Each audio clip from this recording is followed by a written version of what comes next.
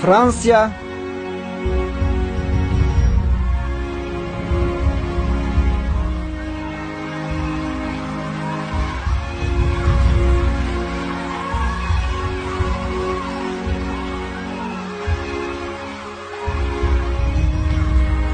Америка,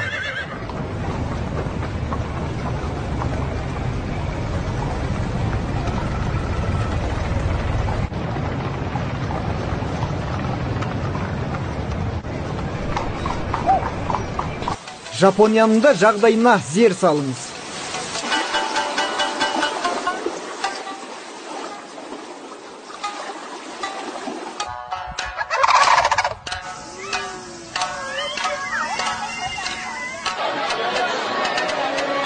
Мінеки өздеріңіз байқағандай, зәулім ғимараттар, көше толы машиналар, тіпті метро мен трамвайлар. Ағылшын, неміс, француз, жапондардың күні бүгінге дейін ешкімге дес бермейтіні осы. Ғылымы мен білімі, мәдениетінің негізі ерте қаланған. Ал қазақтаршы бұл кезде не істеп жүрді?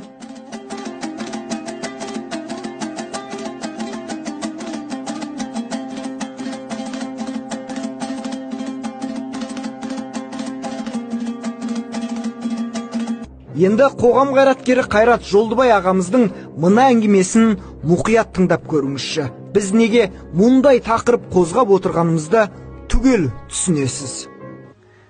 Мен осы бірнеше жыл бұрын Германияда жүрміз, Мюнхен қаласында.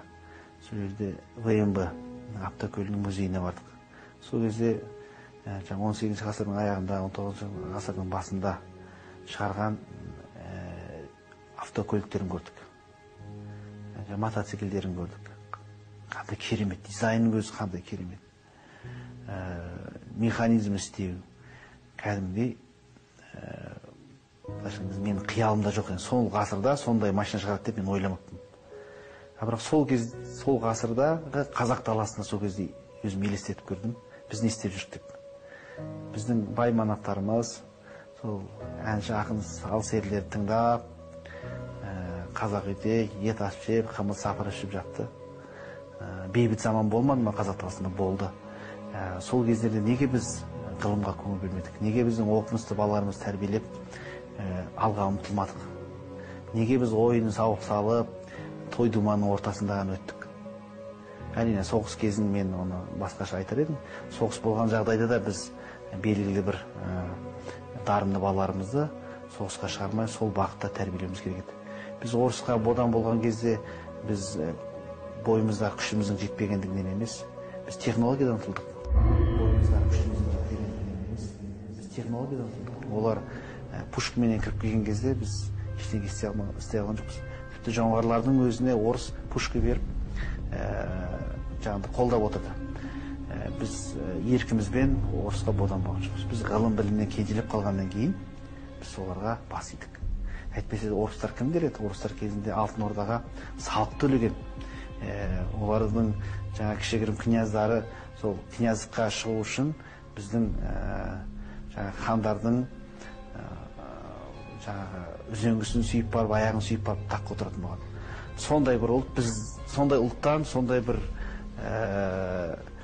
орыс деген халықтан біз қалай ұтылып қалдық?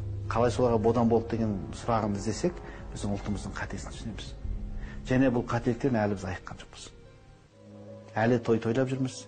Әлі өсек пен төсектің әңгімесінен, қысыр әңгімеден, арзан қалжыңнан шыға алмай, әрі дүбара болып күй кешіп жатырмыз.